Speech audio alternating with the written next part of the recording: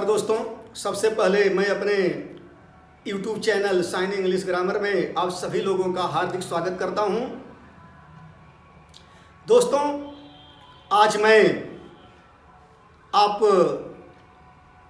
लोगों को इस वीडियो में नरेशन के बारे में बताऊंगा।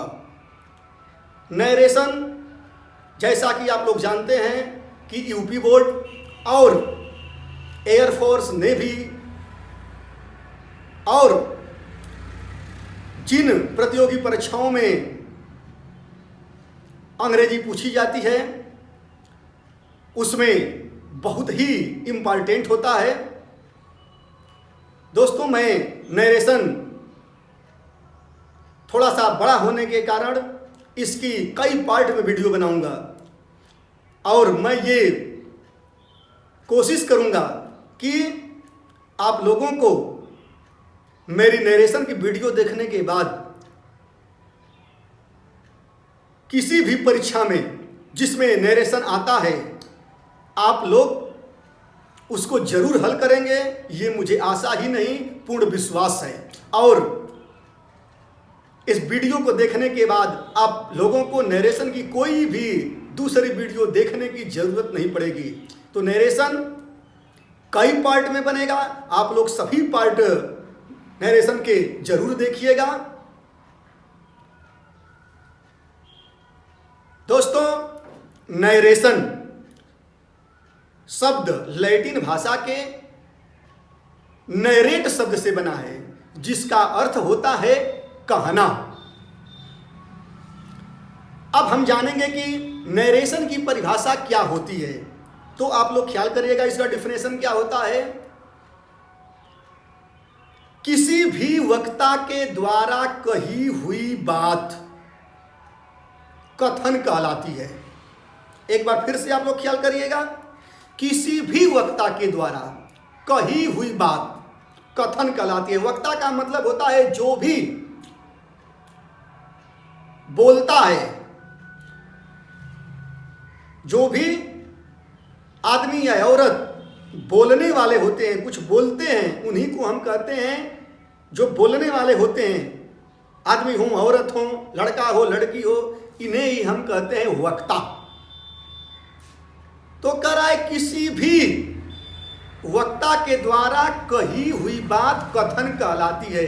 यानी इसका मतलब कि वक्ता कोई भी अपने मुंह से कुछ भी बात बोले, चाहे वह बात अच्छी हो चाहे बुरी हो, सभी बात कथन कहलाती हैं।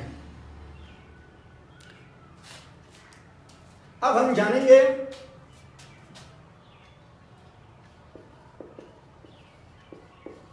Kinds of narration. नरेशन के प्रकार। काइंड्स ऑफ नरेशन, नरेशन के प्रकार। नरेशन कितने प्रकार के होते हैं? दोस्तों, ये ख्याल करिएगा, नरेशन दो प्रकार के होते हैं। नंबर एक,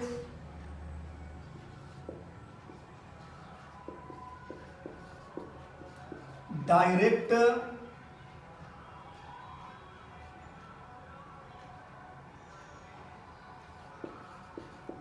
नरेशन। हिंदी होती है प्रत्यक्ष कथन। नंबर दो होता है इनडायरेक्ट नरेशन। इसकी हिंदी होती है अप्रत्यक्ष कथन।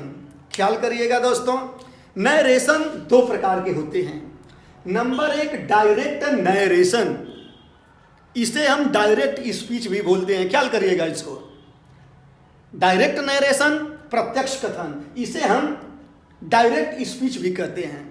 नंबर दो होता है इनडायरेक्ट नरेशन। इसे हम इनडायरेक्ट स्पीच भी बोलते हैं। तो नरेशन हमारे दो प्रकार के हुए, डायरेक्ट नरेशन, इनडायरेक्ट नरेशन। अब हम जानेंगे क्या होता है डायरेक्ट नरेशन और क्या होता है इनडायरेक्ट नरेशन। तो सबसे पहले हम जानेंगे direct narration.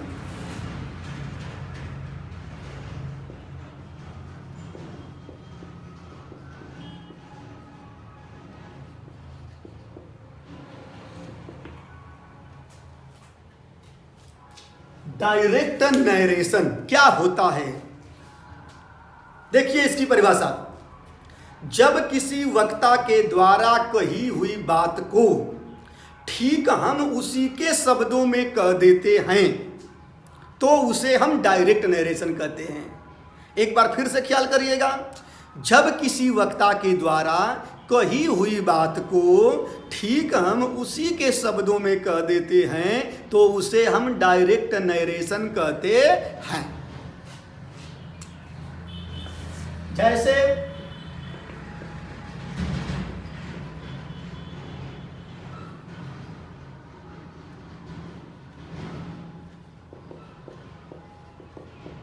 Direct, Ram said to Shyam, Hari is a doctor. Ram said to Shyam, Hari is a doctor. Ram ने श्याम से कहा। देखिए यही आप पढ़े हैं कि किसी वक्ता के द्वारा कही हुई बात को ठीक हम उसी के शब्दों में कह देते हैं तो उसे हम डायरेक्ट नरेशन कहते हैं। तो राम ने श्याम से कहा, वक्ता इसमें देखिए राम है, राम ने श्याम से कहा, कौन सी बात कहा है कि Hari is a doctor, Hari एक डॉक्टर है। ये हुआ हमारा डायरेक्ट नरेशन, यानी किसी वक्ता के द्वारा कही हुई बात को ठीक हम उसी के शब्दों में, यानी जैसे बोल रहा है हम उसी तरह से कह देते हैं, थोड़ा सा भी उसमें हम परिवर्तन नहीं करते हैं। जैसा वह कहता है वैसा ही हम उसी के शब्दों में कह देते हैं तो उसे हम डायरेक्ट नरेशन कहते हैं। अब देखिए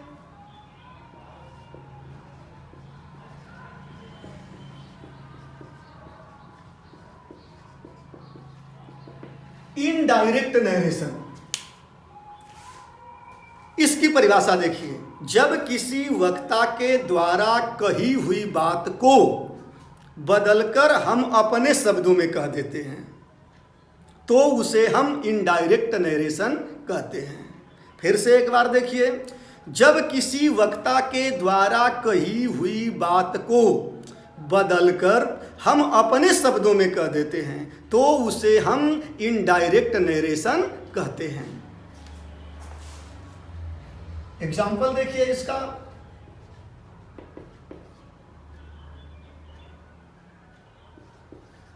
इनडायरेक्ट,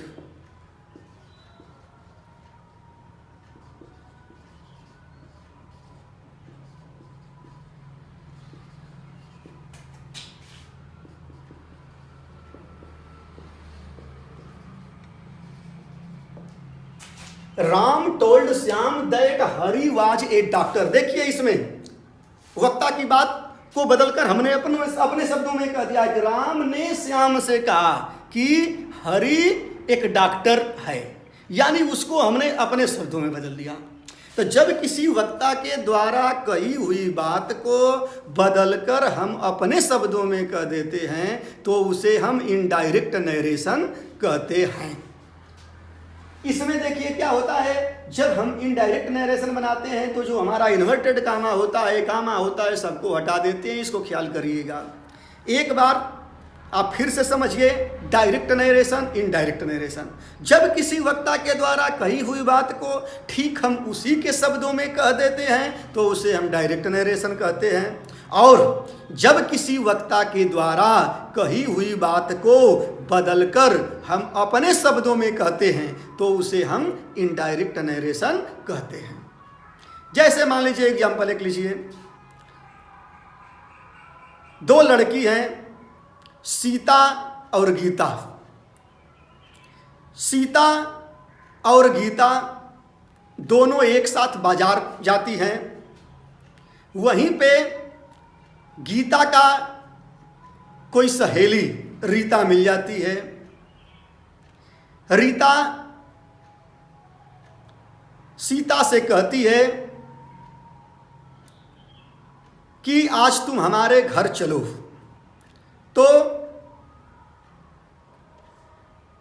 गीता कहती है ठीक है। वह सीता से अपने सहेली से कहती है कि ऐसा है तुम जाके हमारे पापा से कह देना कि आज हम घर पर नहीं आएंगे। सीता गीता के घर जाती है और गीता के पापा से कहती है कि आज हम नहीं आएंगे। देखिए बात कौन कही है, गीता यही कही है सीता से कि आज हम घर पर नहीं आएंगे। तो जैसे वह कही है, यही बात कही है उससे सीता से कि आज हम घर पर नहीं आएंगे, तो सीता उसके पापा से कहती है एकदम सेम टू सेम उसी भाषा में उसके बोल देती है कि आज हम घर पर नहीं आएंगे। उसके पापा कहते हैं अरे तुम आओ घर पर ना आओ हमसे क्या मतलब है। तो जैसे देखिए ठीक उसी की बात को ज्यों का त्यों कह दी है, तो उसे हम बोलेंगे डायरेक्ट नरेशन। यदि सीता कहती कि जाके गीता के पापा से कि गीता कही है कि आज वह घर पर नहीं आएगी, यानी उस बात को बदलकर अपने शब्दों में कह दी, तो हम उसे इनडायरेक्ट नरेशन कहते हैं, यानी वह इनडायरेक्ट नरेशन हुआ। ये भी ख्याल करिएगा, किसी वक्ता की द्वारा कही हुई बात को हम हमेशा इनडायरेक्ट में कहते हैं, न कि डायरेक्ट में कहते हैं। किसी वक्ता के द्वारा कही हुई बात को हमेशा हम जब कहेंगे दूसरे से तो इनडायरेक्ट में कहेंगे, कभी भी डायरेक्ट में नहीं कहेंगे। तो दोस्तों आप लोग जान गए डायरेक्ट नरेशन और इनडायरेक्ट नरेशन क्या होता है, उसकी परिभाषा। अब हम जानेंगे कि नरेशन के अनुसार किसी भी वाक्य के कितने खंड होते हैं। हेडिंग देखिए, नरेशन के अनुसार वाक्य के खंड। नरेशन के अनुसार वाक्य के कितने खंड होते हैं, ख्याल करिएगा आप। डायरेक्ट जो नरेशन होता है इसी के खंड होते हैं, इनडायरेक्ट जो नरेशन होता है उसके खंड नहीं होते हैं, ख्याल करिएगा आप। नरेशन के अनुसार वाक्य के दो खंड होते हैं। आप ये भी जान गए कि जो दो खंड होंगे तो किसके होंगे, डायरेक्ट नरेशन के होंगे, न कि इनडायरेक्ट नरेशन के होंगे। तो जानिए कौन से दो खंड होते हैं। नंबर 1,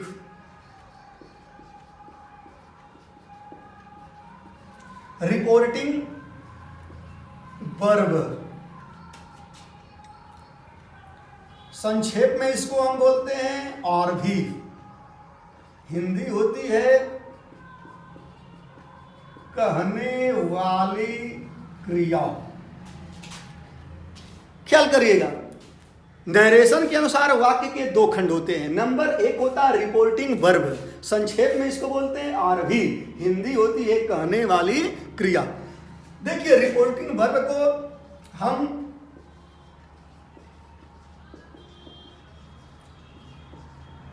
रिपोर्टिंग स्पीच भी कहते हैं या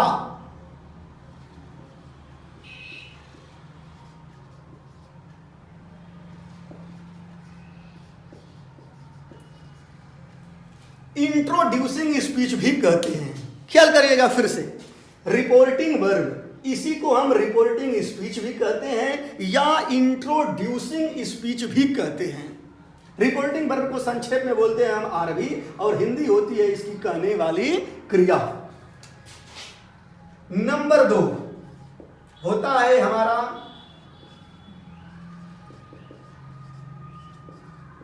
रिपोर्टेड स्पीच, संक्षेप में इसको हम बोलते हैं आरएस। हिंदी होती है इसकी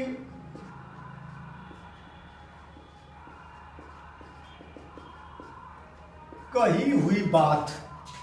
यानी नरेशन के अनुसार वाक्य के दो खंड हुए। वह भी किस नरेशन के दो खंड होते हैं? डायरेक्ट नरेशन के। तो डायरेक्ट नरेशन के दो खंड हुए। नंबर एक, रिपोर्टिंग वर्ब, जिसे हम रिपोर्टिंग स्पीच भी बोलते हैं या इंट्रोड्यूसिंग स्पीच भी बोलते हैं। रिपोर्टिंग वर्ब को हिंदी में बोलते हैं आरबी। हिंदी होती है कहने वाली क्रिया।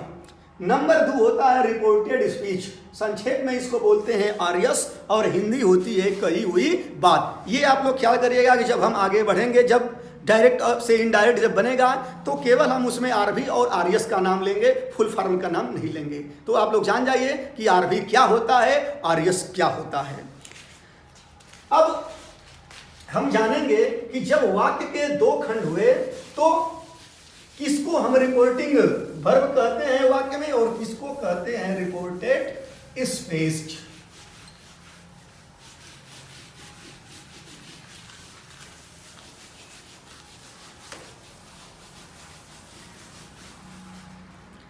एक एग्जांपल लेते हैं हम डायरेक्ट नरेशन का।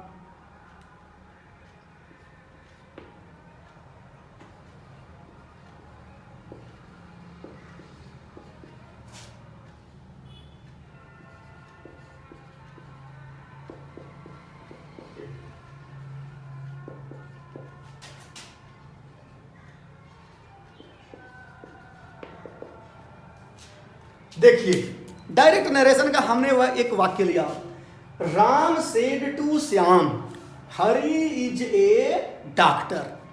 अब देखिए, हम जानेंगे कि ये जब हमारा डायरेक्ट नरेशन का वाक्य है तो इसके दो खंड होंगे। अब तो क्लियर हो गया आपको। लेकिन इसमें क्या होता है आरबी और क्या होता है आरएस। देखिए, सीधा सीधा पहले देखिए लोग क्या कहते हैं।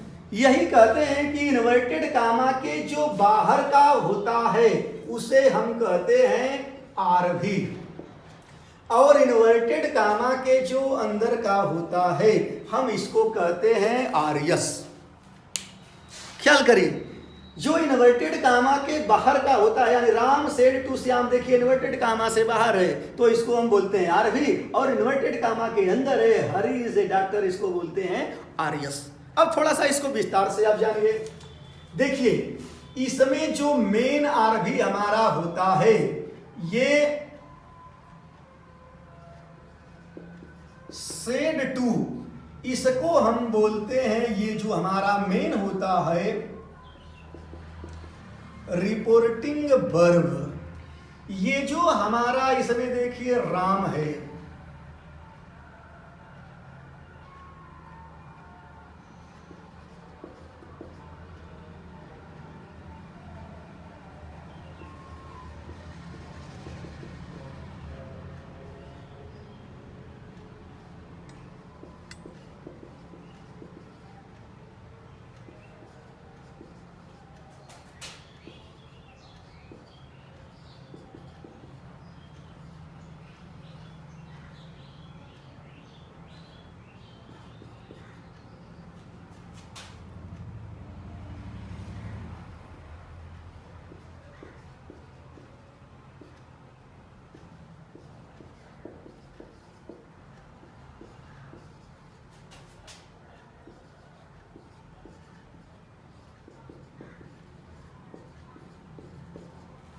ख्याल करिए इसमें। देखिए, अब इसमें होता क्या है। पहले तो आप सीधा सीधा जान गए, इन्वर्टेड कामा के जो बाहर का होता है उसको बोलते हैं हम आरबी यानी रिपोर्टिंग वर्ब, और जो अंदर का होता है इसको बोलते हैं आरएस। जैसे देखिए, राम सेड टू श्याम, राम ने श्याम से कहा। रिपोर्टिंग वर्ब का आप लोग हिंदी जानते, कहने वाली क्रिया। तो कहने वाली क्रिया हमारी यही हुई कि राम ने श्याम से कहा, तो ये कहने वाली क्रिया, इसको बोलेंगे आरबी।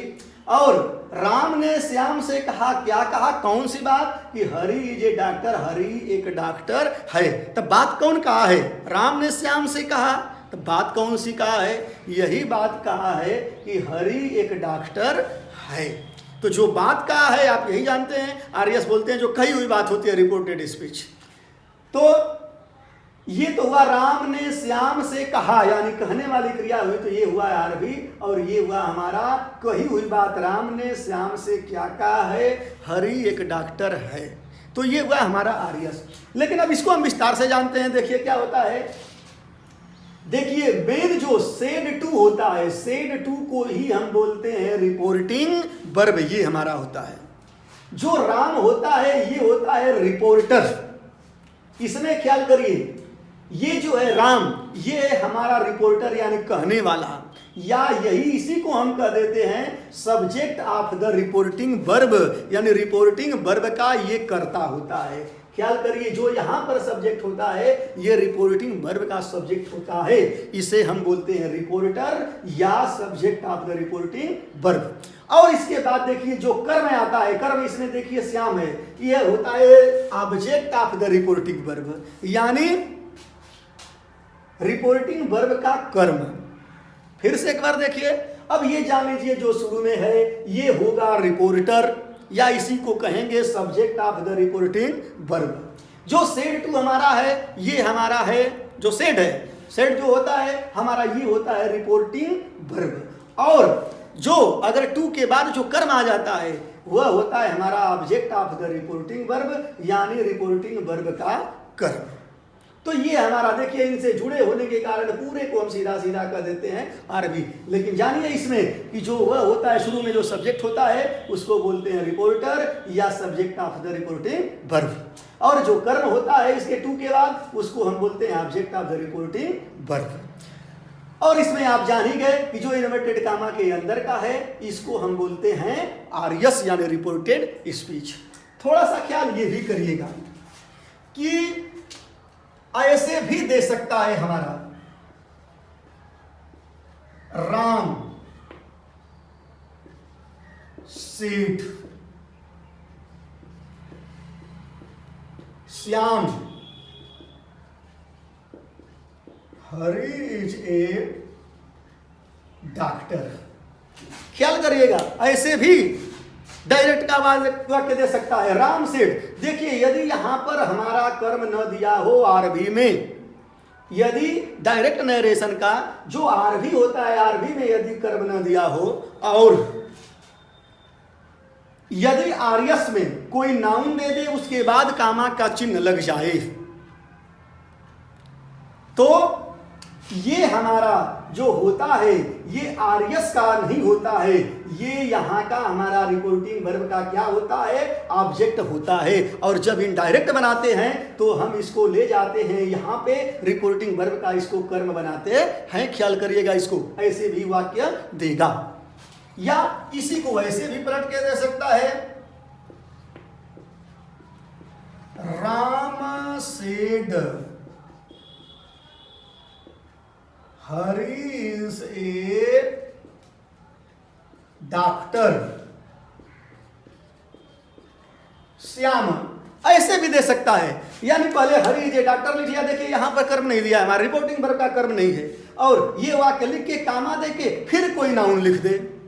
श्याम क्या है, नाउन है, कोई नाम है तो नाउन है, तो ये भी ऐसे भी दे देता है। तो ये जो श्याम है कहाँ का है, जब आप डायरेक्ट से इनडायरेक्ट बनाएंगे, ख्याल करिए, तो ये जाके रिपोर्टिंग वर्ब का कर्म का काम करेगा।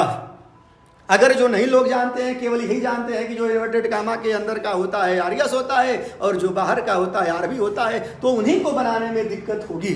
तो आप ख्याल करिएगा कि यदि रिपोर्टिंग वर्ब का कर्म न हो और रिपोर्टेड स्पीच के अंदर यदि कोई नाउन आ जाए उसके बाद कामा का चिन्ह लग जाए, या कोई पूरा वाक्य पहले लिख ले उसके बाद कामा का दिया हो चिन्ह, उसके बाद कोई नाउन है, तो ये नाउन कहाँ का होता है, रिपोर्टिंग वर्ब का कर्म होता है। इसके बाद ये तो हम जान गए अपना पूरा डिटेल कि क्या होता है। नरेशन के अनुसार जो वाक्य के दो खंड होते हैं वो भी डायरेक्ट नरेशन के दो खंड होते हैं, और रिपोर्टिंग वर्ब यानी इसी को रिपोर्टिंग स्पीच भी कहते हैं, इंट्रोड्यूसिंग स्पीच भी कहते हैं, और नंबर 2 होता है रिपोर्टेड स्पीच। तो क्या होता है आरबी और क्या होता है आर्यस, आप लोगों को फुल जानकारी इसकी मिल गई।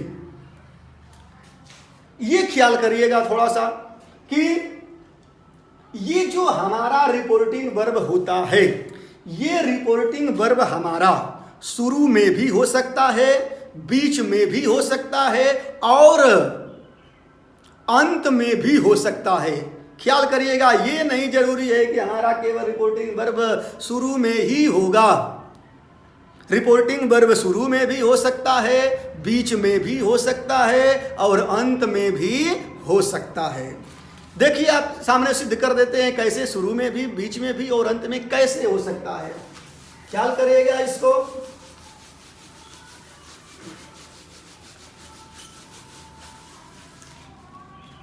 जैसे ये तो आप जान गए, शुरू में पहले ही राम सेठ, हरी इज ए डॉक्टर। इसमें देखिए आप तो जान गए कि ये हमारा है आरवी, यानी ये हो गया शुरू में। अब देखिए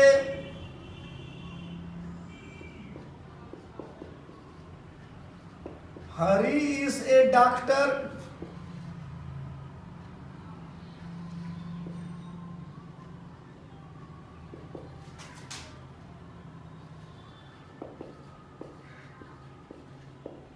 सेड राम, या इसी को राम सेड भी हम लिख सकते हैं। ख्याल करिए, गलत नहीं होगा, ऐसे भी वाक्य दे सकता है कि Hari is a doctor said Ram या राम सेठ।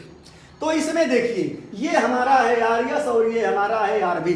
ख्याल करिए, हम यही आप लोगों को बताए कि ये आरबी शुरू में भी हो सकता है, बीच में भी हो सकता है, अंत में भी हो सकता है। तो ये देखिए हमारा आरबी शुरू में हुआ, ये हमारा आरबी अंत में हुआ। अब देखिए बीच में कैसे आता है।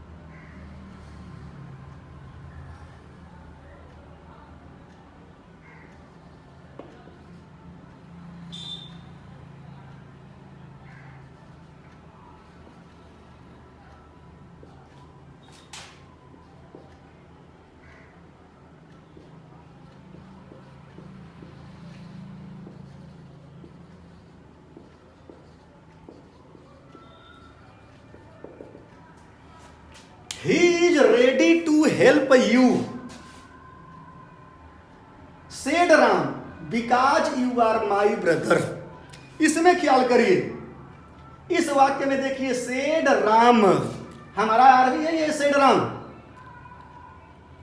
हमारा जो आरबी है सेड राम यही है। देखिए ये आरबी हो गया बीच में। तो इसमें एक बार फिर ख्याल करिए, यही आप लोगों को हम बताए कि देखिए इसको आप लोग बहुत ख्याल करिएगा।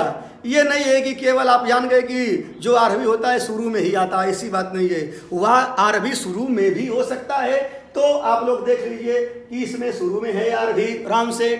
इसमें ख्याल करिए, बताए कि आरबी अंत में भी हो सकता है। तो देखिए सेड राम या राम सेड दे देगा, ये आरबी हुआ अंत में। और इसके बाद आप लोगों को ये भी बताए कि आरबी बीच में भी हो सकता है। तो देखिए सेड राम बीच में भी है।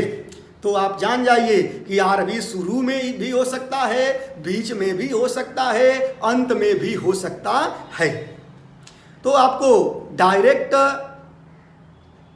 नरेशन के जो दो खंड हुए, रिपोर्टिंग वर्ब यानी आरबी और रिपोर्टेड स्पीच यानी आरएस, तो इसके बारे में आपको फुल जानकारी हमने दे दिया कि क्या होता है आरबी, क्या होता है आरएस। और ये भी हमने आपको बता दिया कि आरबी शुरू में भी हो सकता है, बीच में भी हो सकता है और अंत में भी हो सकता है।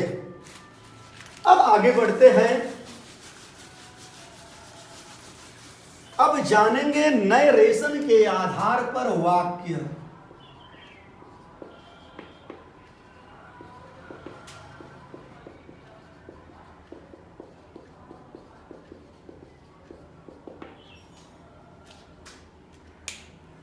नरेशन के आधार पर वाक्य, कि नरेशन के आधार पर वाक्य कितने प्रकार के होते हैं।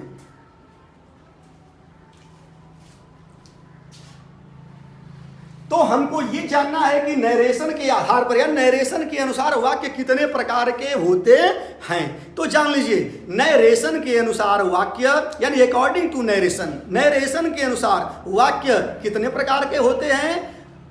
वाक्य 5 प्रकार के होते हैं। कौन कौन देख लीजिए।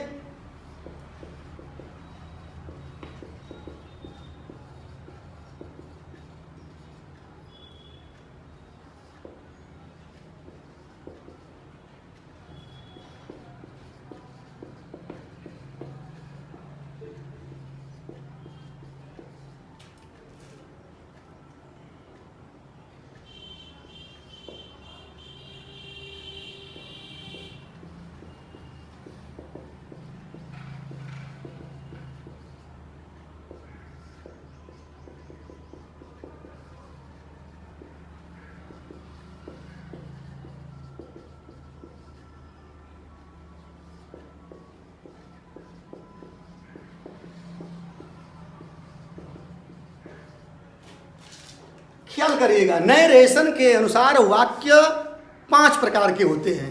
देखिए कौन कौन होते हैं। Number 1, assertive sentence. हिंदी होती है स्वीकारात्मक वाक्य। जैसे टेंस आप पढ़ते हैं तो उसमें ख्याल करिए, टेंस में जो वाक्य होते हैं 6 प्रकार के होते हैं। अफर्मेटिव सेंटेंस, नेगेटिव सेंटेंस, उसके बाद ये 4 होते हैं, interrogative sentence, imperative sentence, exclamatory sentence और ऑप्टेटिव सेंटेंस। लेकिन जब नरेशन में हम आते हैं तो अफर्मेटिव और नेगेटिव दोनों सेंटेंस को एक में मिला देते हैं, एक में मिल जाता है दोनों, और उसका नाम हो जाता है असर्टिव सेंटेंस। यानी ही इज ए बॉय, देखिए अफर्मेटिव है, लेकिन नरेशन में हम ही इज ए बॉय को अफर्मेटिव नहीं बोलेंगे, असर्टिव सेंटेंस बोलेंगे। और he is not a boy, ये निगेटिव सेंटेंस है, लेकिन नरेशन में हम निगेटिव सेंटेंस नहीं बोलेंगे, क्या बोलेंगे? असर्टिव सेंटेंस बोलेंगे। यानी कि अफर्मेटिव और नेगेटिव दोनों को एक में मिला करके एक नाम बन जाता है नरेशन में असर्टिव सेंटेंस। हिंदी होती है स्वीकारात्मक वाक्य। नरेशन में न तो हम अफर्मेटिव बोलते हैं, न तो नेगेटिव बोलते हैं, केवल क्या बोलते हैं? Assertive sentence. उसके बाद इंट्रोगेटिव सेंटेंस यानी प्रश्नवाचक वाक्य। नंबर 3, इंपरेटिव सेंटेंस, आज्ञा सूचक वाक्य। नंबर 4, एक्सक्लेमेटरी सेंटेंस, विस्मयादि बोधक वाक्य। और नंबर 5, ऑप्टेटिव सेंटेंस, कामना सूचक वाक्य। आप लोगों को यदि नरेशन पढ़ना है तो इनको बहुत जानना जरूरी होता है। तो असर्टिव सभी लोग जानते हैं, असर्टिव सेंटेंस यानी अफर्मेटिव नेगेटिव। इंट्रोगेटिव सेंटेंस सभी लोग प्रश्नवाचक वाक्य जानते हैं। लेकिन ये ख्याल करिएगा, इंपरेटिव सेंटेंस का आप लोगों को यदि अनुवाद आता है हिंदी से अंग्रेजी में तभी उसको हम जानेंगे। जब पढ़ लेंगे हिंदी से अंग्रेजी में तो कैसा अंग्रेजी में वाक्य आता है नरेशन में आप लोग जान जाएंगे। यदि पहचान नहीं पाएंगे तो हमारा डायरेक्ट और इनडायरेक्ट बन नहीं पाएगा, ये क्लियर है। तो अभी तो मैंने अपना वीडियो ऑप्टेटिव सेंटेंस का बनाया है, ऑप्टेटिव सेंटेंस, और फिर नरेशन खत्म होने से यानी एक्सक्लेमेटरी इंपरेटिव आने से पहले ही हम ये वीडियो बना देंगे इंपरेटिव सेंटेंस एक्सक्लेमेटरी। उस वीडियो को आप लोग जरूर imperative sentence exclamatory sentence optative sentence का पहले देख लीजिएगा, इंपरेटिव एक्सक्लेमेटरी ऑप्टेटिव का जो अनुवाद है हिंदी से अंग्रेजी में। फिर उसके बाद इस नरेशन को पढ़िएगा, बहुत ही क्लियर एकदम समझ में आ जाएगा, उसमें कोई दिक्कत नहीं होगी। तो दोस्तों आज हमने पढ़ा कि नरेशन किस शब्द से बना है, नरेशन की परिभाषा क्या होती है, नरेशन कितने प्रकार के होते हैं, नरेशन के अनुसार किसी भी वाक्य के खंड कितने होते हैं, डायरेक्ट नरेशन के 2 खंड होते हैं कि इनडायरेक्ट के खंड 2 खंड होते हैं, और नरेशन के आधार पर कितने वाक्य कितने प्रकार के होते हैं। दोस्तों इसकी हमने जानकारी आपको पूरा दे दिया, और मुझे आशा ही नहीं पूर्ण विश्वास है कि यदि आप लोग इस वीडियो को सही से देख लेंगे तो इतनी जानकारी आप लोगों को कोई दूसरी वीडियो से लेने की जरूरत नहीं होगी। अब हम अगली वीडियो में अपने अब अलग अलग पढ़ेंगे, असर्टिव सेंटेंस अलग, interrogative sentence, imperative sentence, exclamatory, optative. यदि दोस्तों आप लोग पूरी नरेशन की वीडियो अगर देख लेंगे, जितनी पार्ट में वीडियो बनेगी, तो एकदम मुझे आशा नहीं पूर्ण विश्वास है, एकदम क्लियर है कि कोई भी प्रतियोगी परीक्षा में जब जाएंगे जिसमें अंग्रेजी आएगी, नरेशन आता है, तो ये नरेशन कभी गलत हो नहीं सकता है, ये मेरी 100% गारंटी है। दोस्तों अगर आप लोगों को मेरी ये वीडियो अच्छी लगी हो तो लाइक करिएगा, शेयर करिएगा और सब्सक्राइब जरूर करिएगा।